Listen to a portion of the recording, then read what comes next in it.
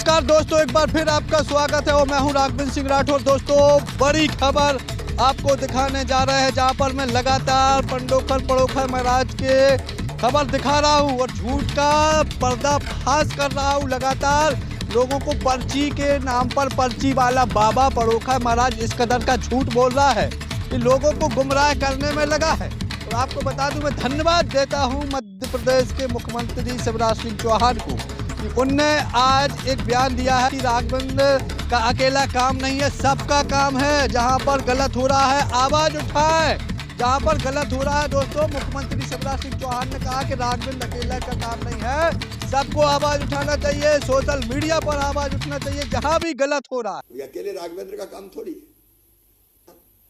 कौन का काम है ये अकेले राघवेंद्र का काम थोड़ी है। हर एक डिपार्टमेंट के अच्छे कामों का प्रचार प्रसार आपकी ड्यूटी है। इसके बिना चीजें ठीक नहीं होती। फिर अच्छी चीज की मार्केटिंग करो ना। आपकी कई चीज अच्छी कर रहे हैं, लेकिन हम स्थित प्रज्ञ जैसे हो जाते हैं, हमें क्या लेना देना। कौन का काम है ये अकेले राघवेंद्र का काम थोड़ी है। हर एक डिपार्टमेंट के अच्छे कामों का प्रचार प्रसार आपकी ड्यूटी है। जिले में अच्छे काम हो रहे हैं, आपकी ड्यूटी है। नवाचार कर रहे हैं, जनता में आए, आपकी ड्यूटी है।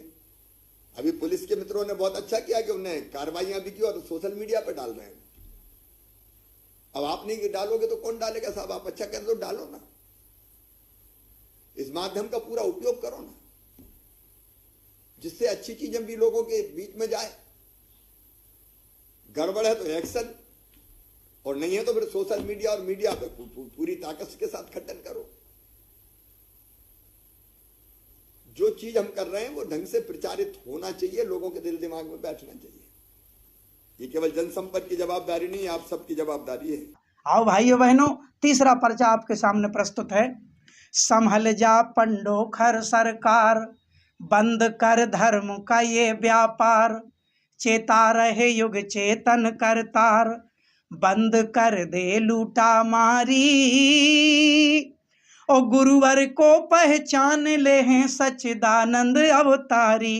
तू बड़ा अज्ञानी है, भरी बेईमानी है, बड़ा अज्ञानी है, भरी बेईमानी है।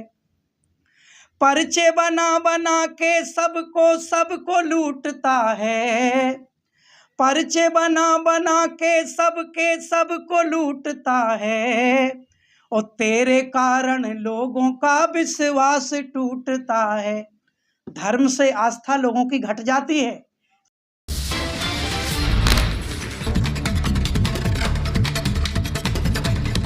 तो नमस्कार दोस्तों, आप देख रहे हैं इंडिया न्यूज़ 24 मध्य प्रदेश छत्तीसगढ़ पर एक बार फिर से बड़ी खबर, और मैं हूं राघवेंद्र सिंह राठौर। दोस्तों, आपको खबर दिखाने जा रहे हैं जहां पर बड़ा खुलासा पड़ोखर महाराज का झूठ पर झूठ देखने को मिल रहा है, जहां पर अपने ही शिष्यों के सामने कुछ भी बक रहा है। इसको शर्म नहीं है दोस्तों, या बौखला गया है, इसकी मति मारी गई है, या घबरा गया है, पता नहीं इसको क्या क्या हो रहा है। इसको अगर इसके शिष्य इलाज के लिए डॉक्टर के यहाँ भेजते तो ही काफी है, क्योंकि बाबूलाल विश्वकर्मा जी ने इसका तीसरा पर्चा फिर बना दिया है। बड़ा खुलासा किया है बाबूलाल विश्वकर्मा जी ने, इस कदर का जवाब दिया है कि आप देख के चौंक जाएंगे। देखें क्या सा तीसरा पर्चा बनाया बाबूलाल विश्वकर्मा जी।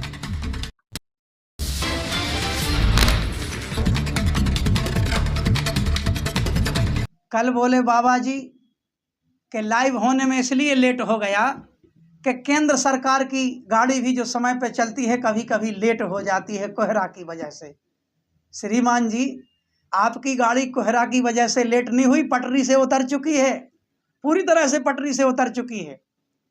सुने तीसरा पर्चा, और तीसरा पर्चा पढ़ने से पहले एक बार सभी देशवासियों को, सभी संत समाज को, सभी धर्म में आस्था रखने वालों से निवेदन करूंगा कि ऐसे गुरु की शरण में मत जा जहां तपबल नहीं होता। ऐसे गुरु की शरण में मत जा जहां तपबल नहीं होता।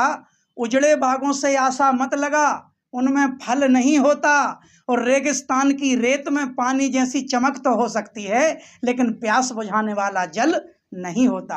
आओ भाइयों बहनों, तीसरा पर्चा आपके सामने प्रस्तुत है।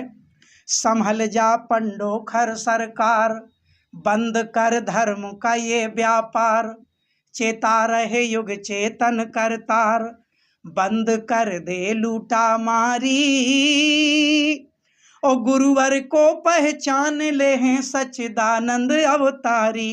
तू बड़ा अज्ञानी है, भरी बेईमानी है, बड़ा अज्ञानी है, भरी बेईमानी है। पर्चे बना बना के सबको लूटता है, पर्चे बना बना के सबको लूटता है। और तेरे कारण लोगों का विश्वास टूटता है। धर्म से आस्था लोगों की घट जाती है जब उनका शोषण किया जाता है, जब उनको लूट लिया जाता है, तो धर्म के पथ से व्यक्ति विमुख हो जाता है। अरे वैसे ही व्यक्ति भय भूख भ्रष्टाचार अनीति अन्याय अधर्म जाति भेद छुआछूत सांप्रदायिकता से त्रस्त है, बीमारियों से त्रस्त है, जिसे डॉक्टर के पास जाना चाहिए वह वर्षों आप जैसे पाखंडियों के चक्कर काटता रहता है। पैसे भी गए और समय भी गया, तब तक बीमारियां और भी बढ़ जाती हैं। इसलिए लोगों का विश्वास टूट जाता है। पर्चे बना बना के सबको लूटता है, तेरे कारण लोगों का विश्वास टूटता है। धर्म को मत कर तू बदनाम, तू भी जप मैया का नाम। ये गुरुवर के शिष्य की सलाह है। कल मुझे भी ज्ञानी कह रहे थे, मैं बिल्कुल ज्ञानी नहीं, मैं तो अपने गुरुवर का भक्त हूँ। ज्ञानी तो भटक जाते हैं भैया, हमें ज्ञानी बनना भी नहीं, ज्ञानी भटक जाते हैं। अनेकों ज्ञानी भटके हैं, हम तो गुरुवर के भक्त हैं, माँ के भक्त हैं। और जो बार बार कल कह रहे थे कि मैं उनके चेला चेली को जवाब देने नहीं आया, और फिर मेरा नाम भी ले रहे। पहली बात तो चेला चेली तुम बनाते होगे, मेरे गुरुवर किसी को चेला नहीं बनाते। गुरुवर धर्म योद्धा बनाते हैं, शक्ति साधक बनाते हैं और समाज सुधारक बनाते हैं। आपको बता दूं, भगवती मानव कल्याण संगठन जो गुरुवर के निर्देश में कार्य करता है, शराब इसलिए पकड़ी जाती है, अपनी जान जोखिम में डालकर शराब इसलिए पकड़ी जाती है क्योंकि शराब घर में जाती है तो घर घर में कलह पैदा होता है, इसलिए शराब पकड़ते हैं। और सुने गुरु शरण बाबा जी, इस भारत भूमि पर जो गौ हत्या होती, कसाई गौओं को पकड़ पकड़ के ले जाते हैं। इसी भगवती मानव कल्याण संगठन के सदस्यों ने सैकड़ों जगह ट्रक से भर भर कर जो गैयां जा रही थीं, अपनी जान जोखिम में डालकर उन गैयों को भी पकड़ के पुलिस के हवाले किया है। हम गौ माता की हत्या रोकते हैं, हम शराब रोकते हैं, हम हर अनीति अन्याय अधर्म को रोकते हैं, क्योंकि हमारे गुरुवर ने यही सिखाया है। और तुम कह रहे हो कि इनके शिष्यों में कहीं से भी नम्रता दिखाई नहीं देती, कई प्रकार के कमेंट आते। गुरुवर के शिष्यों की नम्रता देखना है तो सुनो, सवेरे से शाम तक लोगों के घरों में माँ की आरती करते हैं, माँ की ज्योत जलाकर, और लोगों से नशा छुड़वाते हैं, मांस छुड़वाते हैं, चरित्रवान का संकल्प दिलाते हैं, और इसका सकारात्मक परिणाम मिल रहा है। लाखों लोग इस यात्रा से जुड़ रहे हैं। और दूसरी बात, जब जन जागरण करने के माध्यम से समाज को सुधारते हैं, वहीं अस्पताल में जाकर भगवती मानव कल्याण संगठन के सदस्य जिस भाई बहन को खून की जरूरत है, अपना खून भी देते हैं। यह है भगवती मानव कल्याण संगठन। हम समाज सुधारक हैं। गुरुवर कभी किसी को चेला नहीं बनाते, चेला तुम जैसे लोग बनाते होगे। पर्चे बना बना के सबको लूटता है, और तेरे कारण लोगों का विश्वास टूटता है। धर्म को मत कर तू बदनाम, तू भी जप मैया का नाम। छोड़ दे ये भ्रष्टाचारी, ओ गुरुवर को पहचान ले हैं सच्चिदानंद अवतारी। तू बड़ा अज्ञानी है, भरी बेईमानी है। धर्म गुरु खुद को कहता और धर्म का ज्ञान नहीं। कल बोले ना मैं साधु हूँ, ना मैं संत हूँ, ना मैं ये हूँ, ना मैं वो हूँ, और कह रहे हैं हाँ मैं चुनाव लड़ा हूँ, सिद्ध करके बता दो। अब इस अज्ञानता के लिए क्या कहा जाए? पूरा देश देख रहा है, छाती ठोक के कह रहे हो कि हाँ मैं चुनाव लड़ा हूँ, सिद्ध करके। अब क्या सिद्ध करना? तुम्हें तो अपने मुंह से बोल रहे हो भैया, मुँह ही से तो बोल रहे हो। मुझे तो मुँह ही से दिखाई दे रहा कि मुँह से बोल रहे हो कि हाँ मैं चुनाव लड़ा हूँ। अब क्या सिद्ध करना भैया? लड़े हो चुनाव, क्या जरूरत पड़ी सिद्ध करने की, जब तुम स्वयं पूरे देश के सामने कह रहे हो चैनल पर। धर्म गुरु खुद को कहता और धर्म का ज्ञान नहीं, और माँ ही जगत की जननी है, तुझे इतना ध्यान नहीं। कैसे मान लूं त्रिकालदर्शी हो, कैसे मान लूं कि तुम लोगों का भविष्य बताते हो। एक दृष्टांत जरूर देशवासियों के सामने रखना चाहता हूं। सभी को जानकारी है, धनुष यज्ञ में जब श्री रामचंद्र जी अपने भ्राता लक्ष्मण जी के साथ प्रवेश किए अपने गुरु के साथ, तो राजा जनक जी ने जब उनको पहली बार देखा तो रामायण कहती है कि राजा जनक जी आनंद विभोर हो गए और उनके मुंह से निकल पड़ा, जैसे ही श्री रामचंद्र जी की छवि पर उनकी नजर पड़ी तो जनक जी के मुंह से निकल पड़ा, आहा इन्हीं बिलोकत अति अनुरागा, बरबस ब्रह्म सुखई मन त्यागा। राजा जनक जी आनंदित हो उठे कि इन्हीं बिलोकत अति अनुरागा, अरे इनको देखकर मेरे मन में अति अनुराग उत्पन्न हो रहा है। आखिर कौन है ये?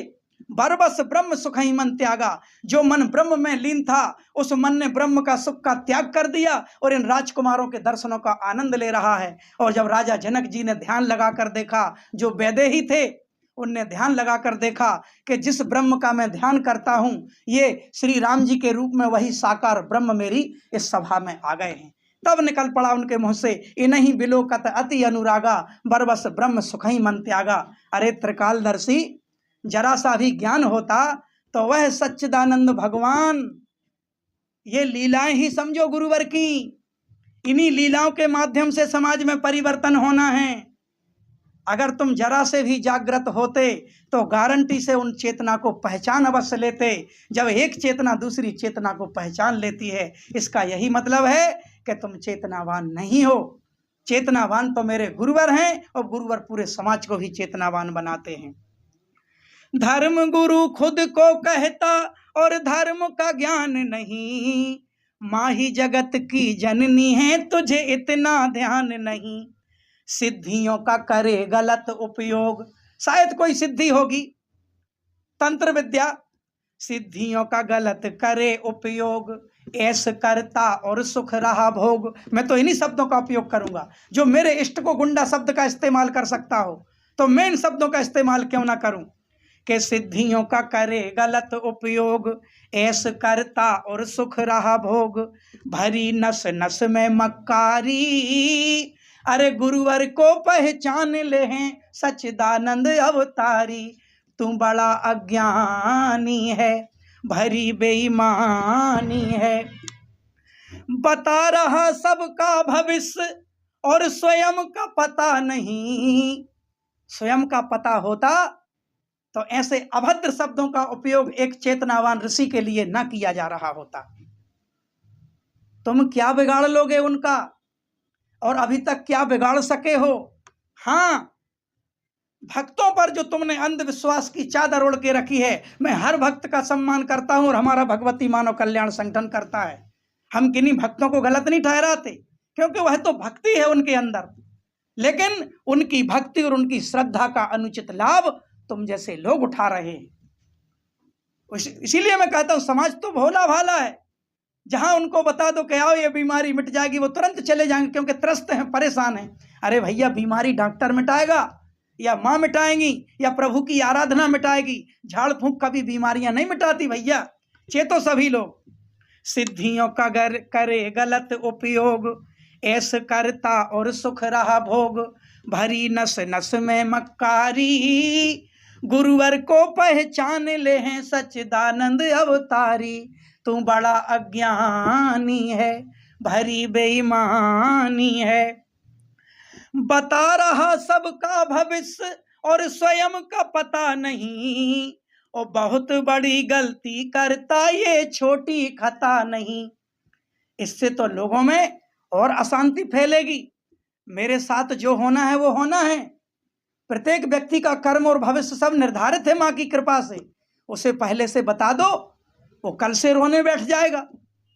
अरे हमें कर्म करना है, ये कर्म प्रधान सृष्टि है, जो होना है वो माँ की कृपा है। इसलिए लोगों का झूठा भविष्य बताना छोड़ो।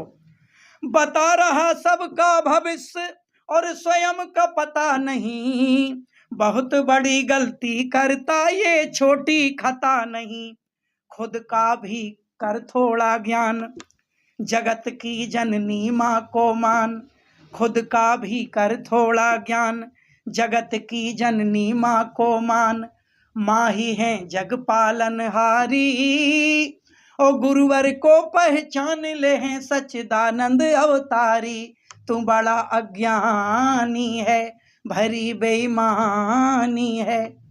और एक इसी भावना कामना के साथ मैं अपने गुरुवर के चरणों में निवेदन करता हूँ, प्रकृति सत्ता जगत जननी जगदम्बा माँ के चरणों में निवेदन करता हूँ कि हे माँ, हे पूज्य सतगुरुदेव भगवान, यह जो समाज भटक रहा है, इन्हें अपनी कृपा से, अपनी चेतना से इन सभी भटके हुए समाज को आप दिशा प्रदान करें। हम आपके मार्ग पर चलने के लिए जीवन भर के लिए संकल्पित हैं। सभी की सभी तरह की व्यथा मिटाएं। हे जगत जननी जगदम्बे माँ, आप सर्वज्ञ हैं, आप समर्थ हैं। एक नहीं करोड़ों ब्रह्मांडों को जन्म देने की और प्रलय लाने की आपकी क्षमता है। आप अनंत हैं, आपका कोई अंत नहीं। हे माँ, सभी देशवासियों की सभी तरह की व्यथाएं दूर करें। इसी पावन भावना के साथ एक बार फिर समस्त धर्म प्रेमी भाइयों बहनों को जय माता की, जय गुरुवर की। अगली बात, एक बच्चा आसमान से नाराज हो गया। अब बच्चे हैं, हो जाते हैं, और वो इतना नाराज हुआ आसमान से कि वो गुस्से में आसमान की तरफ थूकने लगा, क्योंकि वो नाराज हो गया था। 10-20 मिनट में देखा स्वयं के थूक से उसका पूरा मुंह गंदा हो गया। तो बाबा जी, आसमान की तरफ मत थूको, तुम स्वयं गंदे हो गए। भक्तों की श्रद्धाओं को आहत ना किया जाए। कह रहे हैं 900 चूहे खाकर बिल्ली हज को चली। अरे हज जैसे पावन कार्य को इस तरह से उपयोग ना करो। 900 चूहे खाकर, बिल्ली कभी 900 चूहे खाकर हज नहीं गई, बल्कि तुम जैसे बिलोटा, मैं बिलोटा कहूँगा, बिल्ली कभी हज को नहीं जाती 900 चूहे खाकर, लेकिन तुम जैसे बिलोटा जरूर भक्तों के हक को खा रहे हो। बेचारे खून पसीना की कमाई जो डॉक्टर के यहाँ देनी चाहिए बीमारी मिटाने के लिए, वो आपके पाखंड में फंसकर वो अपनी कमाई तुमको देते हैं, और नहीं देते तो तुम्हारा कार्य रुक जाएगा। इसलिए वो बिल्ली हज को नहीं जाती। तुम बहुत बड़े बुलेटे हो जो समाज का धन ऐंठ रहे हो, गलत तरीके से ऐंठ रहे हो। अभी कल कह रहे थे मेरी गद्दी के माध्यम से 33 kV चल रहा है बिजली। अरे भैया, धन हो 33 kV वाले। गुरुवर के एक छोटे से शिष्य ने पर्चा बना दिया तो आपको करंट के झटके लगने लगे और कह रहे हो 33 kV चल रहा है। ये कैसा 33 kV चल रहा है भैया? वहाँ कोई 33 kV नहीं चल रहा। मेरी शक्ति स्वरूपा बहनों के बारे में क्या कह रहे हो? गुरुदेव जी 25-25 हजार रुपये ऐंठते हैं। आज तक किसी शिष्य से, पूज्य गुरुदेव भगवान ने 20 वर्ष तो मुझे हो गए, और किसी को 30 वर्ष हो गए यात्रा में, किसी को 25 वर्ष। आज तक गुरुदेव भगवान ने अपने किसी शिष्य से धन की कामना नहीं की। गुरुवर तो चाहते हैं, समाज स्वयं व्यथित है, कभी किसी शिष्य से धन की कामना नहीं की। गुरुवर दीक्षा के बाद लोगों के अवगुण मांगते हैं। हाँ, एक निर्देश जरूर रहता है गुरुवर का, और गुरुदेव जी कहते हैं कि हर भक्त को अपनी कमाई का दशांश समाज की सेवा में लगाना चाहिए, और ये बात शास्त्र सम्मत भी है। ऐसा हमारे शास्त्र भी कहते हैं। शास्त्र तो और ज्यादा के लिए कहते हैं, पर मेरे गुरुवन ने तो उस 10वें हिस्से में ही 5वां हिस्सा कहा है कि अपने जीवन की जो भी कमाई है, और जो सामर्थ्यवान है, जिनके पास सामर्थ्य नहीं उनको आज तक कभी प्रेरित नहीं किया जाता। सामर्थ्यहीन व्यक्ति तो स्वयं सदगुरु की शरण में सहारा लेने पहुंचता है। तो कभी किसी, मैंने कहा सिद्धाश्रम धाम में कोई दान पेटी नहीं है। ऐसा पहला तीर्थ मैंने देखा अपने जीवन में जहाँ कोई दान पेटी नहीं है। तुम तीर्थ की बात करते हो कि तीर्थ बन रहा है इसलिए पैसे लेने पड़ते हैं, 2100 तक की पर्ची कटती है। अरे 20-20 हजार रुपये हटते हो। और मेरे गुरुवर भी कहते हैं वहाँ पंचज्योति शक्ति तीर्थ सिद्धाश्रम कहलाता है। वहाँ भी एक शक्ति पीठ की इस काल में स्थापना हो रही है, एक धाम का निर्माण हो रहा है, लेकिन तुम्हारे तरीके से नहीं। गुरुवर कहते हैं धाम का निर्माण होता रहेगा, माँ का मंदिर बनेगा, बनकर रहेगा, लेकिन माँ के मंदिर से पहले गुरुदेव जी कहते हैं हर भारतवासी के हृदय में, हर युवा के हृदय में पहले माँ को बिठाना है, हृदय को मंदिर बनाना है। मेरे गुरुदेव भगवान के वो संस्कार रहते हैं, वो चिंतन रहते हैं।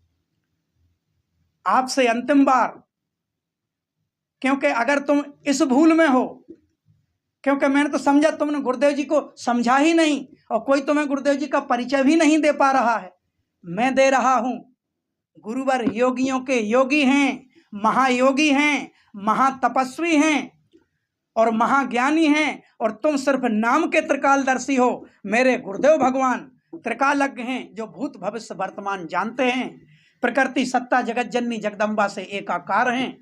इसलिए ऐसे सदगुरु को समझो तुम भी। और रोज कह रहे हो हम 15 मिनट रोज देंगे, अगली बार फिर मिलेंगे, ये जुटाएंगे वो जुटाएंगे। इसलिए मैंने कहा तुम दूसरे पप्पू हो। दूसरे पप्पू का मतलब सभी देशवासी समझ रहे हैं। आइए अब मैं तीसरा पर्चा पढ़ता हूं। आपका तीसरा पर्चा भी तैयार है। और जो कल आप बोल रहे थे कि बाबूलाल जी ये आपके गुरु के लिए है, शायद आपके काम की बात हो। मेरे काम की बातें मेरे गुरुवर हमें बता चुके हैं। ये जीवन अगर समाज की सेवा के लिए समर्पित है, अगर ये प्राण भी समाज सेवा के लिए चले जाएं, तो मैं अकेला ये बात नहीं कह रहा हूं। तुम तो मेरे ही पर्चे से तिल मिला गए। अभी तो मुझसे अच्छा पर्चा बनाने वाले भगवती मानव कल्याण संगठन में बैठे हैं। अगर उन्होंने पर्चे बनाने शुरू कर दिए तो तुम्हारी क्या हालत होगी। आए तीसरा पर्चा सुने आप। और तीसरा पर्चा पढ़ने से पहले मैं अपने उन इष्ट के बारे में, हजारों सूर्य फीके हैं ऐसे मेरे गुरुवर के तप की प्रबलता है। हजारों सूर्य फीके हैं ऐसे मेरे गुरुवर की तप की प्रबलता है। हजारों चंद्रमा फीके हैं ऐसे मेरे गुरुवर के तप की शीतलता है। और हजारों सिंधु फीके हैं ऐसे गुरुवर के तप की गहराई है। और हजारों अंबर फीके हैं ऐसे मेरे गुरुवर के हृदय की विशालता है। कह रहे थे एक ही देव हैं सबसे बड़े, सूर्य देव। हम भी मानते हैं सूर्य देव को। ये कहने से क्या तात्पर्य है? सूर्य इसलिए समय पे निकलता है क्योंकि प्रकृति सत्ता माँ का आशीर्वाद है। चांद इसलिए निकलता है क्योंकि प्रकृति सत्ता माँ का आशीर्वाद है। ये सब माँ की कृपा है, यही माँ की माया है। भाइयों बहनों, कल मैंने देखा गुरु शरण जी का पूरा वीडियो मेरे पास आया। सुनकर पहले तो मुझे बहुत हंसी आई। हंसी इसलिए आई, त्रिकालदर्शी गुरु शरण जी स्वयं को पंडोखर कहते हैं। पहले मुझे पता चला पंडोखर पंचायत का नाम है, पंडोखर उस ग्राम का नाम है। और जो पंडोखर सरकार हैं वो वीर बजरंगबली जी को कहते हैं। तो वीर बजरंगबली जी के चरणों में भी मैं नमन करता हूँ। लेकिन उनके नाम को आगे कर करके, उनके नाम का गलत उपयोग करके जो धर्म का व्यापार, पाखंड जो गुरु शरण जी के द्वारा फैलाया जा रहा है, उसका हम लोग विरोध करते हैं। वीर बजरंगबली जी तो हमारे आराध्य हैं, शक्ति के देवता हैं। उनको हम वंदन करते हैं, यह पूरा संगठन वंदन करता है। और हम तो रोज गुणगान करते हैं उनका। के हरिवाहन सोह भवानी, लंगुर वीर चलत अगवानी। वो माँ की सहायक शक्तियाँ हैं। उनको हम श्रद्धा से नमन करते हैं। सभी तीर्थ क्षेत्रों का सम्मान करते हैं। भगवती मानव कल्याण संगठन कभी धर्म की अवहेलना नहीं करता, पाखंड की अवहेलना करता है। ये समस्त देशवासियों से विशेष निवेदन है, किसी की बातों में ना आए, गलत प्रचार प्रसार में ना फंसें। भगवती मानव कल्याण संगठन सत्य धर्म का रक्षक है। ये हमारा मूल कोटेशन है, ये मूल स्लोगन है। हम सत्य धर्म के रक्षक हैं, उसी पथ पर गुरुवर बढ़ा रहे हैं। मैंने कल देखा बाबा जी बोल रहे हैं त्रिकालदर्शी जिन्हें कहते हैं। त्रिकालदर्शी का मतलब जिनको तीनों कालों का ज्ञान है, भूत भविष्य वर्तमान। तो धन्य हो त्रिकालदर्शी। कागज पे लिखा हुआ पढ़ रहे हो आप, और उसको भी अटक अटक के पढ़ रहे हो। मुझे बड़ी हंसी आई। उसको भी सही ढंग से नहीं पढ़ पा रहे हो, अटक अटक के पढ़ रहे हो। ये त्रिकालदर्शी। दूसरी बात, मूल चीज जो इन्होंने कही, साक्ष्य जुटाएंगे। काहे के साक्ष्य भैया? कौन से साक्ष्य? बोले रोज 15 मिनट देंगे। मैंने कहा 15 मिनट नहीं, तुम 20-25 मिनट दो, इससे शायद तुम्हारा कल्याण हो जाएगा। कम से कम मेरे गुरुवर का नाम तो लोगे बार बार आप, उससे भी आपको लाभ हो जाएगा। क्योंकि वह एक युग चेतना पुरुष हैं। एक बार भी जो उनका नाम लेता है उसे कृपा निश्चित रूप से मिलती है। क्या साक्ष्य जुटाओगे? ये साक्ष्य, ये झूठे पत्र, कभी की कटिंग वर्षों पहले की, जिनका ना कोई पत्र पत्रिकाओं का रजिस्ट्रेशन है, निराधार हैं, ये कोई साक्ष्य नहीं। तुम झूठे और तुम्हारे साक्ष्य झूठे। और अभी तुम और जुटाओगे साक्ष्य। इनसे कोई फर्क पड़ने वाला नहीं, न पूरे देशवासियों पर और न भगवती मानव कल्याण संगठन पर, क्योंकि देशवासी जानते हैं कि सदगुरुदेव श्री शक्ति पुत्र जी महाराज वो युग चेतना पुरुष हैं जिन्होंने अपने तपबल से प्रकृति सत्ता जगत जननी जगदम्बा के साकार दर्शन प्राप्त किए हैं, जिन्होंने करोड़ों करोड़ों लोगों को धर्म के पथ पर चलाया है। उन देशवासियों पर और उस भगवती मानव कल्याण संगठन पर तुम्हारे इन झूठे साक्ष्यों का कोई फर्क नहीं पड़ने वाला।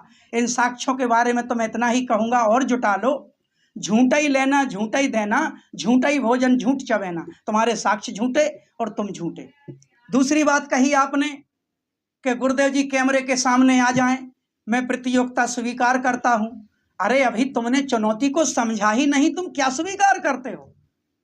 क्या समझा तुमने चुनौती को? गुरुवर ने धर्म की रक्षा के लिए, इस देश की रक्षा के लिए और वर्तमान में किस पथ पर चलकर समाज का कल्याण होगा। अनेकों संप्रदाय हैं, अनेकों धर्म गुरु हैं, हम सबका सम्मान करते हैं, लेकिन वर्तमान में समाज को किस मार्ग की आवश्यकता है वो मार्ग गुरुवर ने बताया है।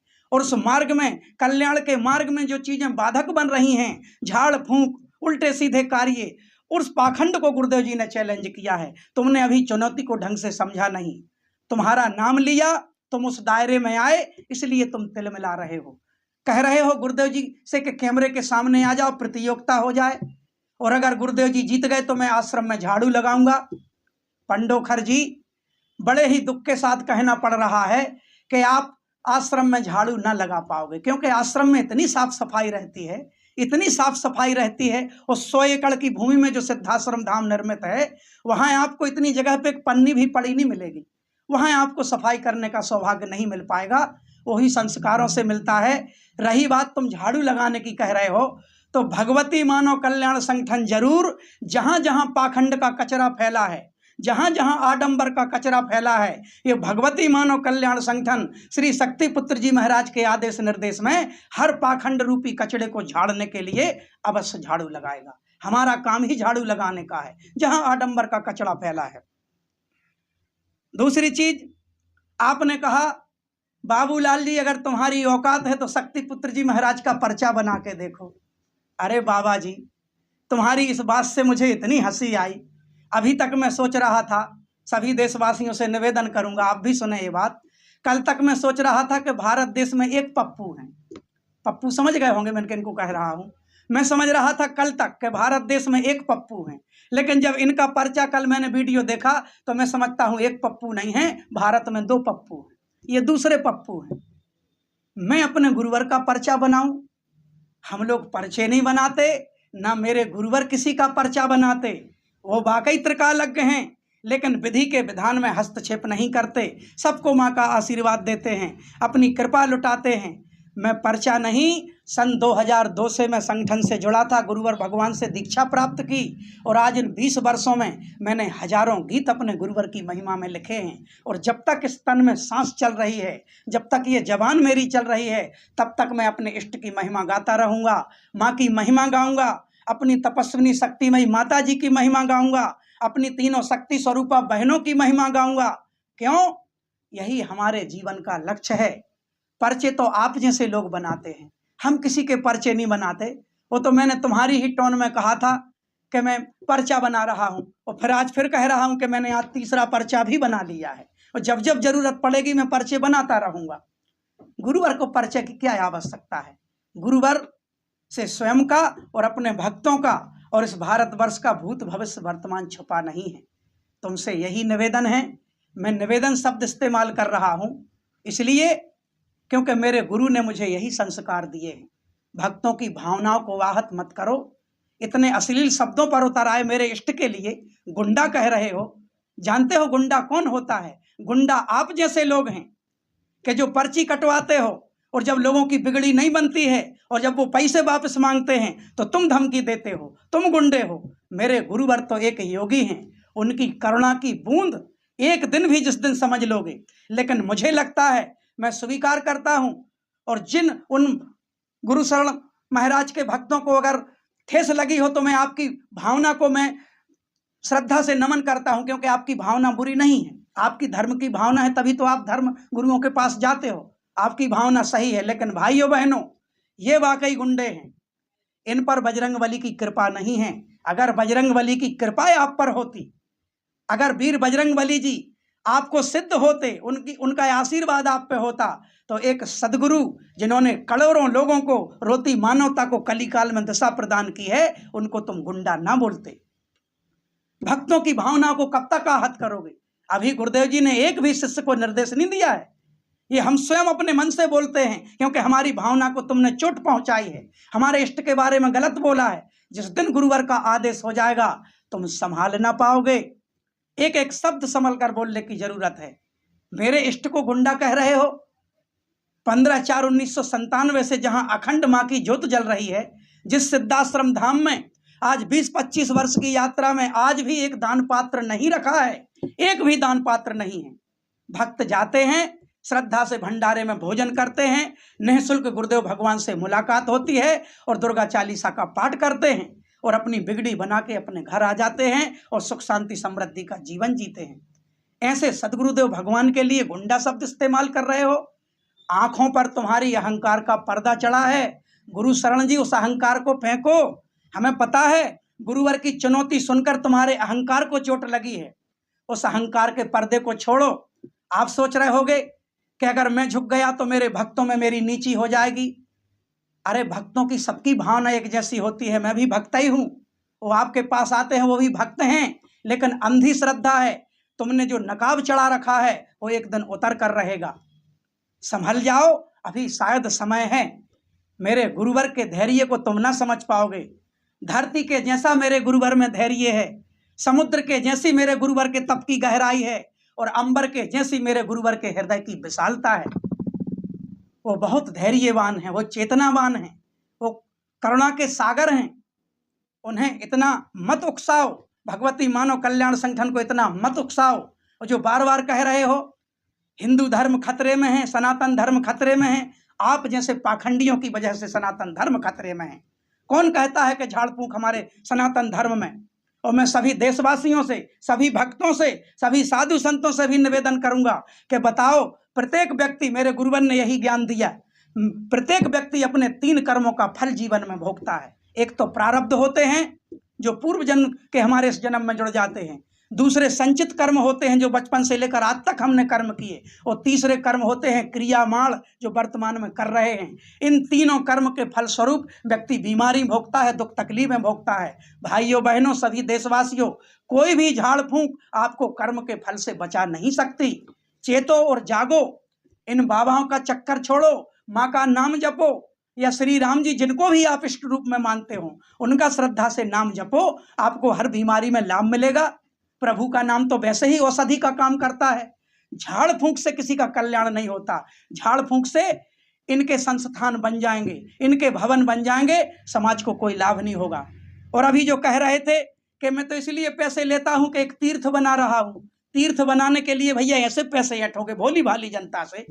यहाँ भी कितने लोग हम लोगों को भी फोन करते हैं कि भैया 30,000 लग गए, कोई लाभ नहीं हुआ, और पैसे मांगे जा रहे हैं, तो धमकियां मिलती हैं। हम लोग ये छोटी छोटी रिकॉर्डिंग नहीं दिखाते, जरूरत पड़ी तो दिखाएंगे। ऐसे तीर्थ बनाओगे तुम? अगर इतनी ही जल्दी तीर्थ बनाने की है तो एक बार मेरे गुरुवर से निवेदन करो। मेरे गुरुवर इतने दयालु हैं कि शायद तुमको तीर्थ बनाने में थोड़ा बहुत सहयोग अवश्य कर देंगे, या अपने शिष्यों को निर्देशित कर देंगे। बोले तीर्थ बना रहा हूं। पंडोखर जी, अभी तुमने ताल तलैया देखी हैं, अभी तुमने समुद्र नहीं देखा। तुम्हारी स्थिति मुझे ऐसी लग रही है, कल का वीडियो देखने के बाद बड़ी हंसी आई, बड़ी हंसी आई। और वो हंसी मात्र इसलिए आई, एक छोटा सा बच्चा रो रहा था मम्मी पापा के सामने। बोले पापा हम खाना नहीं खाएंगे। बेटा क्यों नहीं खाओगे? बोले पहले हमें समुद्र के पास ले चलो। अब बच्चे की हट बाल हट कहलाती है।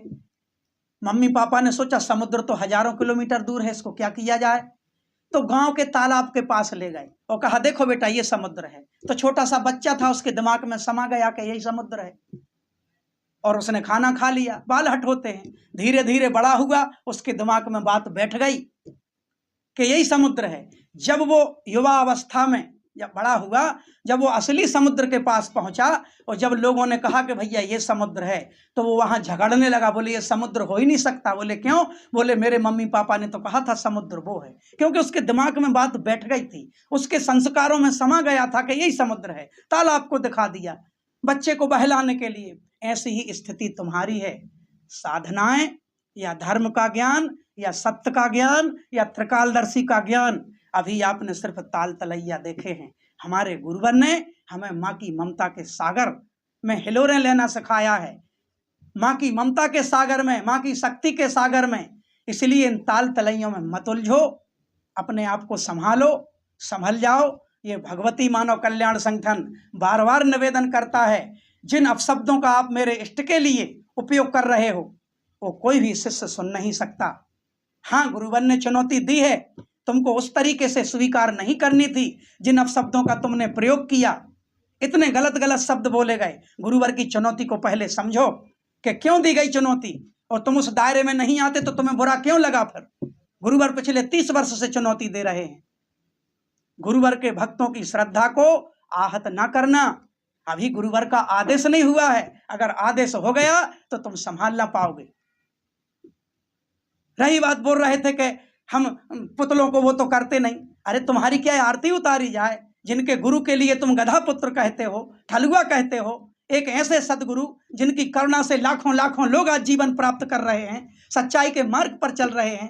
कितने लोग तो ऐसे हैं जिनको गुरुवर ने जीवन दान दिया, उनके तुम झूठे साख के ऐसे फांसी लटके ऐसे। अरे और कितने जुटाओगे? इस संसार में सबकी मृत्यु होती है, अपने हिसाब से होती है। बचपन से लेकर आज तक गुरुदेव भगवान की धर्म की यात्रा में आज तक कोई दाग नहीं है।